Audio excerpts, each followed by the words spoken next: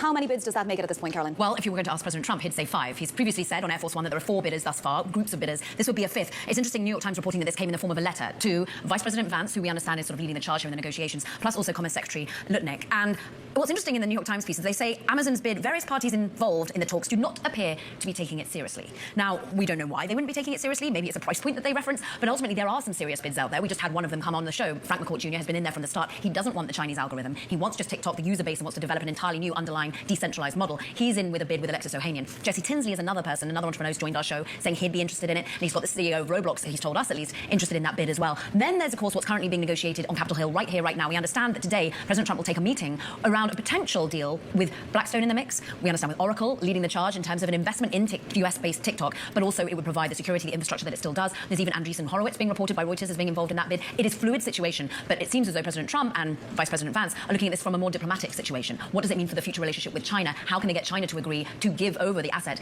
And many say that's without the algorithm. So that's what this Oracle offer would be.